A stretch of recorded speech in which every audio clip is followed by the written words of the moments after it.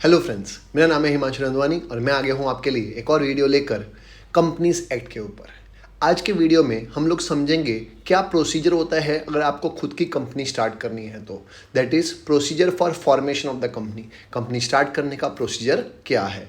अच्छा, video start करने से पहले मैं आपको समझा दूँ, अगर आपको खुद की कंपनी स्टार्ट करनी है तो दो प्रोसीजर है, दैट इज़ दो तरीके हैं कंपनी को फॉर्मेशन के, दैट इज़ ऑनलाइन और एक ऑफलाइन। मतलब जो प्रोसीजर करना पड़ेगा आपको, एक ऑनलाइन प्रोसीजर भी कर सकते हैं, एक ऑफलाइन भी कर सकते हैं। आज के वीडियो में हम लोग ऑफलाइन प्रोसीजर समझेंगे, नेक्स्ट वीडियो में हम लोग ऑनलाइन को भी टचअप कर देंगे। दोनों ही ऑलमोस्ट सिमिलर प्रोसेस है, लेकिन आज के वीडियो पे हम लोग फोकस करेंगे offline procedure of formation of the company. तो चलिए वीडियो स्टार्ट करते हैं। सबसे पहले हम लोग पढ़ रहे हैं फॉर्मेशन ऑफ कंपनी का प्रोसीजर।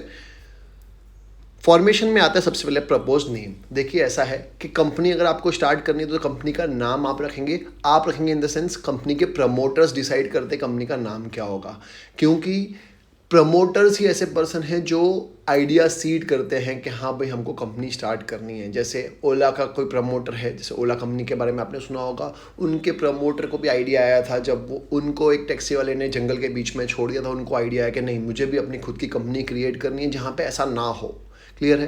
तो इसका मतलब वो होते हैं प्रमोटर्स। प्रमोटर्स मतलब ऐसे लोग जो कंपनी स्टार्ट करने का या आइडिया सीड करते हैं कि हमको कंपनी स्टार्ट करनी है, जो फिनेंसर्स को इकट्ठा करते हैं, शेयर होल्डर्स को लाते हैं, या फिर ऐसे पर्सन्स को ढूंढते हैं जो उनके आइडिया में इन्वेस्ट करने के लिए रेडी हैं, तो वो प्रमोटर्स होते हैं। तो सबसे पहले हम लोग कंपनी का नाम डिसाइड करते हैं। जो कौन करता है? प्रमोटर करता है। वो लिखा है, देखिए, the promoter has to ascertain and decide upon the name of the company. Of course उसका अलग से प्रोसीजर है कि कैसे नेम डिसाइड होता है, कहाँ कैसे उसके एप्लीकेशन करनी पड़ती है, उसके लिए एक सेपरेट हम लोग वीडियो बनाएंगे। लेकिन फिलहाल हम लोग स्टेप्स देख रहे हैं कि कंपनी को अगर आपको स्टार्ट करना है तो सबसे पहले नाम डिसाइड करना पड़ेगा। और नाम कौन डिसाइड करता है? प्रमोटर्स। जो कंपनी स्टार्ट करते हैं वो डिसाइड करते हैं कंपनी का नाम क्या होगा। तो फर्स्ट पॉइंट क्या हो गया? प्रमोटर्स कंपनी का नाम डिसाइड करते हैं।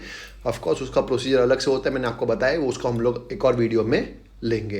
दूसरा आता है एप्लीकेशन फॉर लाइसेंस। अब आपको कंपनी स्टार्ट करनी है तो जो भी प्रिस्क्राइब लाइसेंस होते हैं उसके लिए अप्लाई करना पड़ता है। जैसे फूड कंपनी है तो फूड लाइसेंस लेना पड़ता है। इन द सेम वे कोई भी अगर ऐसी कोई कंपनी है जिसमें स्पेसिफिक लाइसेंस की ज़रूरत है तो वो लाइसेंस के लिए अप्लाई करना पड़ता है। तो कहाँ पे करेंगे?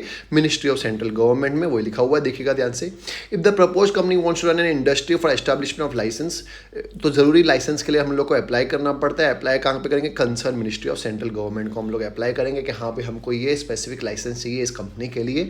तो पहला पॉइंट हो गया, नाम डिसाइड करना है। दूसरा, जो भी एप्लीकेबल लाइसेंस के लिए अप्लाई करना पड़ता है वो लिखा करता है। तीसरा, preparation of MOA and AOA. अब एमओए एओए क्या होता है अगर आपको पता हो तो अच्छी बात है। एमओए का मतलब होता है मेमोरेंडम ऑफ एसोसिएशन और एओए का मतलब होता है आर्टिकल्स ऑफ एसोसिएशन। ये तो हो गया फुल फॉर्म की बात। इसका मतलब क्या होता है? देखिए, एमओए एक ऐसा डॉक्यूमेंट होता है जहाँ पे कंपनी क्या कर सकती है, कंपनी के राइट्स क्या है, कंपनी के पावर्स क्या है, वो सब कुछ लिखा होता है। कहने का मतलब सिर्फ इतना सा है कि कंपनी वही काम कर सकती है जो उसके एमओए में लिखा हुआ है। तो एमओए कंपनी के पावर्स बताता है। एमओए बताता है कि एक कंपनी जो फॉर्म हुई है वो क्यों फॉर्म हुई, ऑब्जेक्टिव क्या है, उस कंपनी को फॉर्म करने का ऑब्जेक्टिव क्या है, वो एमओए में लिखा होता है। तो उसके क्लॉजेज आते हैं एमओए के अंदर। तो एमओए का एकदम शॉर्ट में मीनिंग बताऊं तो कंपनी के चार्टर या कंपनी का कॉन्स्टिट्यूशन बोल सकते हो कि हाँ भाई कंपनी क्या कर सकती है। जैसे इंडिया का कॉन्स्टिट्यूशन है, अम्बेडकर सर जी ने लिखा है, वैसे ही हर एक कंपनी का भी खुद का कॉन्स्टिट्यूशन होता है। वो कॉन्स्टिट्यूशन क्या होता है? एमओए के कंपनी क्या कर सकती है, कंपनी के पावर्स क्या हैं, कंपनी के राइट्स क्या हैं, कंपनी के अथॉरिटीज़ क्या क्या है, तो वो सब कुछ एमओए में लिखा होता है। तो एमओए को बनाना पड़ता है। In the same way AOA बनाता है। एओए का मतलब होता है आर्टिकल्स ऑफ एसोसिएशन। ये हो गया फुल फॉर्म। लेकिन इसमें क्या लिखे होते हैं? रूल्स एंड रेगुलेशंस लिखे होते हैं कि जो पावर्स दिए हैं एमओए ने, उन पावर्स को हम लोग कैसे यूज़ करेंगे। तो एओए बताता है rules and regulation, how to use the powers given by MOA, और एमओए बताता है पावर्स क्या होती है। एमओए क्या बताता है? क्या कर सकते हो। एओए बताता है कैसे कर सकते हो।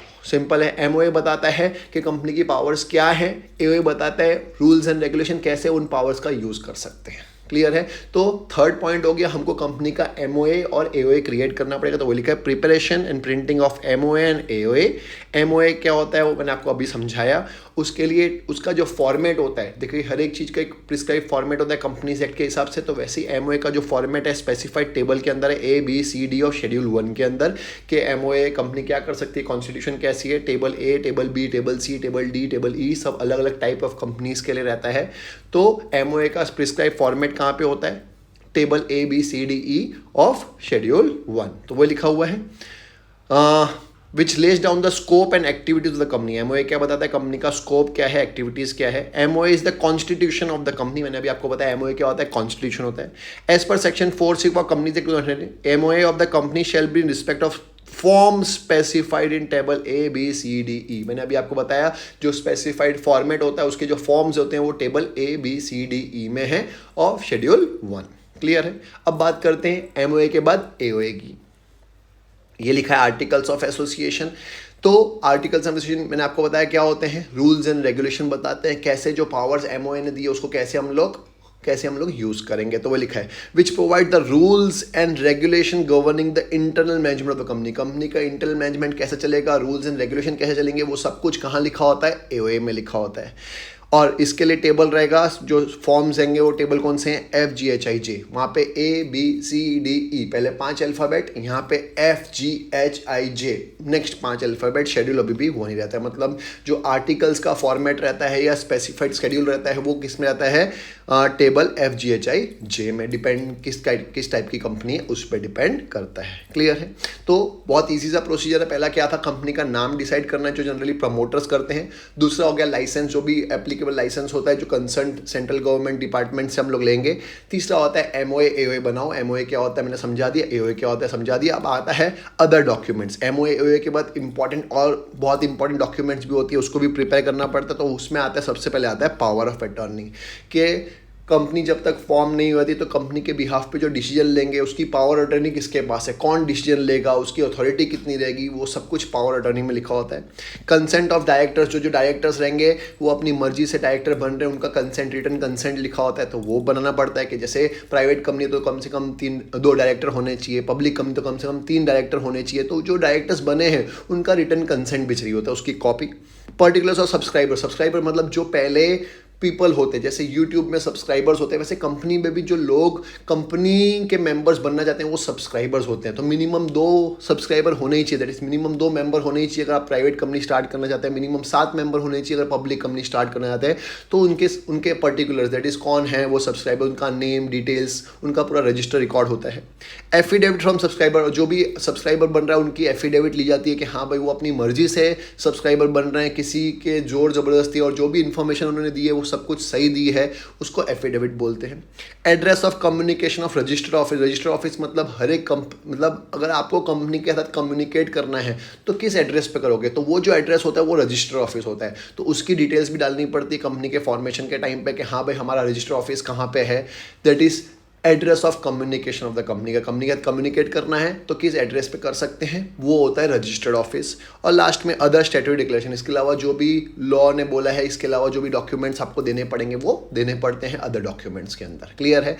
तो 4th पॉइंट क्या हो गया, एमओए एओए के साथ अदर डॉक्यूमेंट्स भी आपको प्रिंट कराने पड़ते हैं और प्रिपेयर कराने पड़ते हैं। अदर डॉक्यूमेंट्स में सबसे पहले आ गया पावर ऑफ अटॉर्नी, आ गया कंसेंट ऑफ डायरेक्टर्स, आ गया सब्सक्राइबर की जो डिटेल्स हो गई वो हो गई, उनका एफिडेविट कि हाँ भाई जो भी इन्फॉर्मेशन दी गई है वो सच दी गई है। Address of communication office, that is register address, that is register office का एड्रेस जो कंपनी का रजिस्टर ऑफिस होगा या कम्युनिकेशन एड्रेस होगा। और लास्ट में अदर स्टैट्यूटरी डिक्लेरेशन। एकदम ईजी। आगे बढ़ते हैं, आगे देखेंगे तो ये सारे डॉक्यूमेंट्स को आपको चेक करवाना पड़ेगा। ये सारे जो डॉक्यूमेंट्स हैं उसको आपको चेक करवाना पड़ेगा कि हाँ भाई सब है, सही है कि नहीं है। देखिए ये सब चीज़ें हमको फाइल करनी रहती है। जो अभी हमने डॉक्यूमेंट बताया कि एमओए बनाना पड़ता है, ए बनाना पड़ता है, अदर डॉक्यूमेंट्स बनाए, ये सब हमको फाइल करने रहते हैं किसके पास, आरओसी के पास। आरओसी क्या होता है, रजिस्ट्रार ऑफ कंपनीज, जहाँ पे सारी की सारी कंपनीज की जो डिटेल्स होती है वो आरओसी के पास होती है। लेकिन आरओसी के पास इतना टाइम नहीं होता या इतना वो बहुत बिजी रहता है, तो आरओसी के पास इतना टाइम नहीं है कि वो सब कुछ खुद चेक करे। तो वो क्या बोलता है, किसी एक कंसर्न डिपार्टमेंट से आप ये सारी चीज़ें चेक करा के आओ कि हाँ भाई जो भी आपने डॉक्यूमेंट्स अभी तक दिए हैं वो सब कुछ सही है क्या नहीं है। तो वो डिपार्टमेंट किसका होता है, हमारे जैसे लोगों का। जैसे हम लोग चार्टर्ड अकाउंटेंट्स हैं, मैं चार्टर्ड अकाउंटेंट हूँ, भले मैं प्रैक्टिस नहीं करता बट मैं सी हूँ। तो जो मेरे फेलो पार्टनर्स हैं, फेलो मेंबर्स हैं मेरे सीए के, जो प्रैक्टिस भी करते हैं और जो यही काम करते हैं कि चार्टर्ड अकाउंटेंट है, वो कंपनी की फॉर्मेशन का काम करते हैं। तो ऐसे लोगों को अथॉरिटी दी गई है कि हाँ भाई आप ये सारे डॉक्यूमेंट्स को चेक करो, अपना return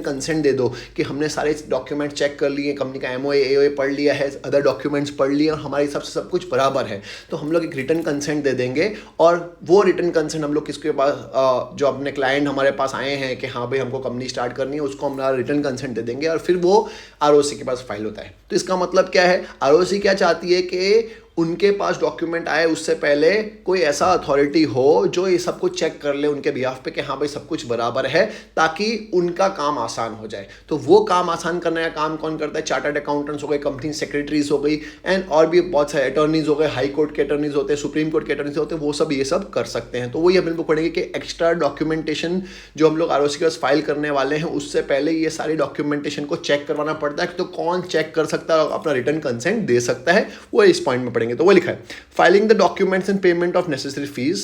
The promoter should file the documents with the prescribed fees. उसको prescribed fees भरनी पड़ेगी, जो भी नॉमिनल फीस आती है वो, और एक स्टैट्यूटरी डिक्लेरेशन देना पड़ेगा। मैंने आपको बताया कोई भी एक पर्सन स्टैट्यूटरी डिक्लेरेशन दे सकता है। कौन है वो पर्सन जो स्टैट्यूटरी डिक्लेरेशन दे सकता है, तो काफ़ी सारे पर्सन है, उनमें से कोई भी एक पर्सन अपना स्टैट्यूटरी डिक्लेरेशन देगा कि हाँ भाई हमने सब कुछ चेक कर लिया, सब कुछ बराबर है। तो वो लिखा है a statutory declaration by any of the following person that requirements of law has been compiled. पहला, एडवोकेट ऑफ सुप्रीम कोर्ट और हाई कोर्ट, कोई एडवोकेट दे सकता है, चाहे वो सुप्रीम कोर्ट का एडवोकेट हो या हाई कोर्ट का। दूसरा, अटर्नी और pleader entitled appear high court, या अटर्नी दे सकता है या प्लीडर दे सकता है जो हाई कोर्ट में अपीयर कर सकता है।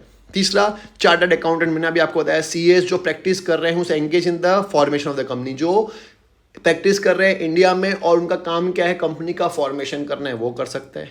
Any person is named as articles company के एओए में जो जिसका नाम लिखा है एज डायरेक्टर, मैनेजर और secretary of the company, company का सेक्रेटरी हो या डायरेक्टर हो या मैनेजर हो, जो आर्टिकल्स में लिखा हुआ है कि हाँ भाई ये पर्सन कंपनी का डायरेक्टर है या मैनेजर है या सेक्रेटरी है, कंपनी सेक्रेटरी है, तो वो भी दे सकता है। तो इन चारों में से कोई भी पर्सन अपना रिटर्न कंसेंट दे सकता है, तभी ये डॉक्यूमेंट फाइल होंगे। जो हमने इससे पहले डॉक्यूमेंट्स पढ़े वो फाइल होंगे किसके पास, आरओसी के पास। तो उसको रिटर्न कंसेंट देना जरूरी है। रिटर्न कंसेंट कौन दे सकता है, मैंने अभी आपको बताया, एडवोकेट ऑफ सुप्रीम कोर्ट या हाई कोर्ट।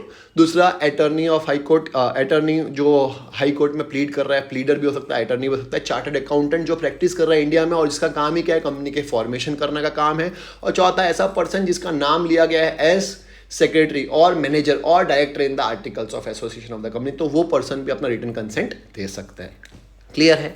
इसके बाद ये सारे डॉक्यूमेंट्स को हमको फाइल करना रहेगा किसके पास, आरओसी के पास। आरओसी सब कुछ चेक करेगा, अगर आरओसी को लगता है कि सब कुछ बराबर है तो वो सर्टिफिकेट दे देगा। तो नेक्स्ट पॉइंट वो लिखा है सर्टिफिकेट ऑफ इनकॉर्पोरेशन। तो वो लिखा है if all the documents are complete and the ROC is satisfied, हमने सारे डॉक्यूमेंट्स किसके पास फाइल किए, आरओसी के पास, और आरओसी सेटिस्फाइड हो गया कि हाँ सारे डॉक्यूमेंट्स कंप्लीट है, उसके एंड से हमारा जो एक पर्सन ने रिटर्न कंफर्मेशन दिया वो भी सब कुछ बराबर है, सब कुछ सही होगा, तो वो क्या करेगा, सर्टिफिकेट दे देगा। तो वो लिखा है then the ROC shall register the MOA and AOA को रजिस्टर कर लेगा और इशू कर देगा क्या चीज, सर्टिफिकेट ऑफ इनकॉर्पोरेशन। वो सर्टिफिकेट इशू कर देगा कि हाँ भाई कंपनी का फॉर्मेशन हो चुका है। जैसे ही सर्टिफिकेट इशू हो गया, सर्टिफिकेट ऑफ इनकॉर्पोरेशन, इनकॉर्पोरेशन का मतलब ही होता है कंपनी बन गई है, तो जैसे ही हमारे पास सर्टिफिकेट ऑफ इनकॉर्पोरेशन आ गया तो कंपनी का फॉर्मेशन हो चुका है। Now register of companies incorporate in the electronic form, और उसको क्या बोलेगा, इसको ई फॉर्म में डाल दीजिए। ई फॉर्म में डालने के बाद हमारे पास एक नंबर आ जाता है जिसको CIN नंबर बोलते हैं, दैट इज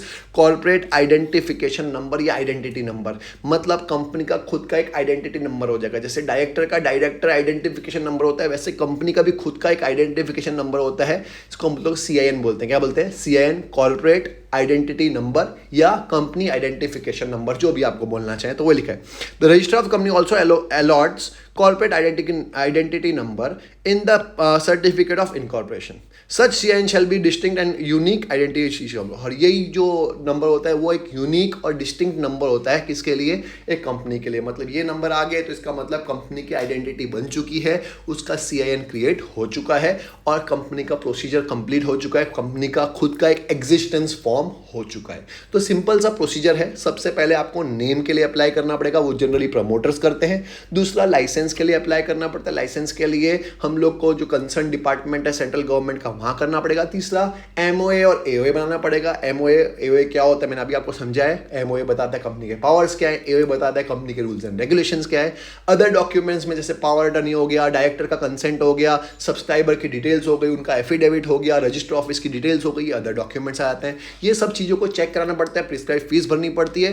किसके पास से चेक कराना पड़ता है? चाहे अटॉर्नी ऑफ हाई कोर्ट या एडवोकेट ऑफ हाई कोर्ट या प्लीडर ऑफ सुप्रीम कोर्ट, वहीं से करा सकते हैं, या फिर चार्टर्ड अकाउंटेंट्स हो गए जो प्रैक्टिस कर रहे हैं और यही काम कर रहे हैं, उनके पास करा सकते हैं, या कंपनी सेक्रेटरी जिसका नाम लिखा हुआ है कंपनी सेक्रेटरी या मैनेजर या डायरेक्टर इन द आर्टिकल्स, उनके पास रिटन कंसेंट लेना पड़ेगा। ये सारे डॉक्यूमेंट्स को फाइल करने पड़ेंगे किसके पास? आरओसी के पास। आरओसी चेक करेगा, सब कुछ बराबर होगा तो वो क्या दे देगा? कौन सा सर्टिफिकेट दे देगा? सर्टिफिकेट ऑफ इनकॉर्पोरेशन दे देगा। जैसे ही आपके पास सर्टिफिकेट ऑफ इनकॉर्पोरेशन मिल गया, आप सीआईएन के लिए अप्लाई करेंगे। सीआईएन मतलब कॉर्पोरेट आइडेंटिफिकेशन नंबर या आइडेंटिटी नंबर। जैसे ही सीआईएन आ गया मतलब आपकी खुद की कंपनी का आइडेंटिटी क्रिएट हो चुका है, वो नंबर आपकी कंपनी की आइडेंटिटी है। सिंपल सा प्रोसीजर है। मुझे उम्मीद है आपको समझ में आया होगा। मैंने बहुत ही सिंपल तरीके से समझाने की कोशिश की है और एग्जाम पॉइंट ऑफ व्यू से बहुत इंपॉर्टेंट है। नेक्स्ट वीडियो में हम लोग इसका ऑनलाइन प्रोसीजर भी देख लेंगे, जो भी बहुत सिमिलर है, लेकिन कुछ कुछ चेंजेस हैं जो हम लोग नेक्स्ट वीडियो में हम लोग देख लेंगे। मिलते हैं नेक्स्ट वीडियो में। लेकिन अगर आपने मेरा चैनल सब्सक्राइब नहीं किया तो प्लीज़ सब्सक्राइब कर दीजिएगा और अपने फ्रेंड्स के साथ ज़रूर शेयर करिएगा। मिलते हैं नेक्स्ट वीडियो में। बाय।